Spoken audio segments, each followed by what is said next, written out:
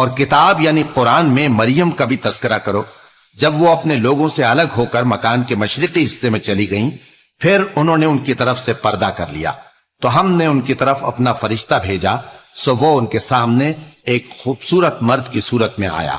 مریم بولی کہ اگر تم پرہیزگار ہو تو میں تم سے بچنے کے لیے رحمان کی پناہ لیتی ہوں۔ فرشتے نے کہا کہ میں تو تمہارے پروردگار کا بھیجا ہوا یعنی فرشتہ ہوں، اور اس لیے آیا ہوں کہ تمہیں پاکیزہ لڑکا بخشوں۔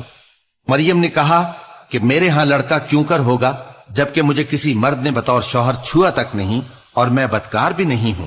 فرشتے نے کہا کہ یوں ہی ہوگا، تمہارے پروردگار نے فرمایا کہ یہ مجھے آسان ہے، اور میں اسے اسی طریق پر پیدا کروں گا تاکہ اس کو ہم لوگوں کے لیے اپنی طرف سے نشانی اور ذریعہ رحمت بنائیں، اور یہ کام مقرر ہو چکا ہے۔ چنانچہ وہ اس بچے کے ساتھ حاملہ ہو گئیں اور اسے لے کر ایک دور جگہ چلی گئیں۔ پھر درد ذہ ان کو کھجور کے تنے کی طرف لے آیا، کہنے لگی کہ کاش میں اس سے پہلے مر چکتی اور بھولی بسری ہو گئی ہوتی۔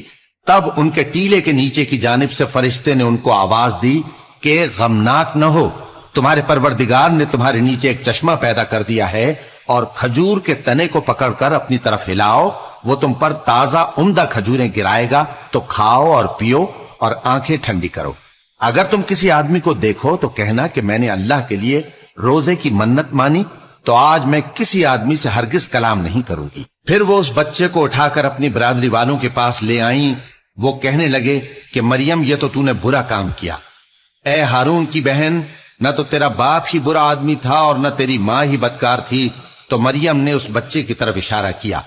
وہ بولے کہ ہم اس سے کہ گود کا بچہ ہے کیسے بات کریں؟ بچے نے کہا کہ میں اللہ کا بندہ ہوں، اس نے مجھے کتاب دی ہے اور نبی بنایا ہے، اور میں جہاں ہوں اور جس حال میں ہوں اس نے مجھے صاحب برکت بنایا ہے، اور جب تک زندہ ہوں مجھ کو نماز اور زکوٰۃ کا ارشاد فرمایا ہے، اور مجھے اپنی ماں کے ساتھ نیک سلوک کرنے والا بنایا ہے اور سرکش و بدبخت نہیں بنایا، اور جس دن میں پیدا ہوا اور جس دن مروں گا اور جس دن زندہ کر کے اٹھایا جاؤں گا مجھ پر سلام ہے۔